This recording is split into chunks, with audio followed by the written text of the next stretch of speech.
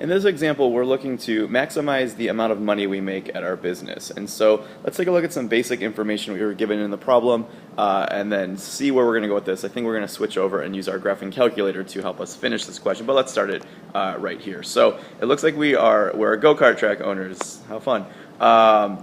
Based on our current business model, I suppose, we have 380 people showing up every week to race, and that's when we charge $35. So that's sort of our baseline information. What we want to do is we want to change the price in order to possibly make more money. And so through some research, I guess we've done, we found out that every time we reduce the price by just $1, we get 20 more people. And so I want to figure out, well, how many times should I reduce the price then in order to maximize my revenue? Now, you may think, well, why don't we just keep reducing the price? More and more people will show up. But then eventually we're not charging any money, and so tons of people could be showing up, but they're not being charged much, so we're not going to make money. So it seems like there must be an ideal value to this. So we're going to use this basic equation to sort of model our problem right here. So the amount of money we make, the revenue, is simply going to be what we charge multiplied by how many people show up.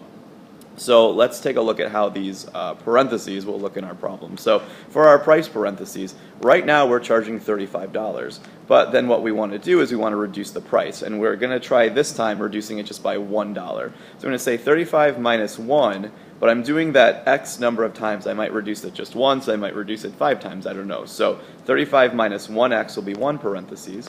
For our attendance parentheses, we've got 380 people showing up.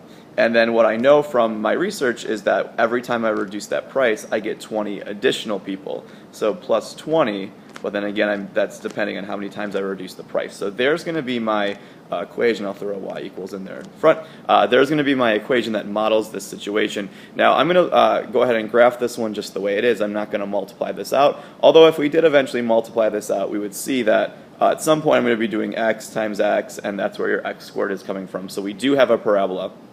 And more specifically, it would be a negative x squared. So I have a downwards opening parabola, meaning there should be a maximum to this. So at this point, I want to actually graph this on my calculator. I'll be able to get a more accurate answer on there. So let's switch over to the calculator, and then we'll come back to this and answer our question once we've used the calculator to find that maximum.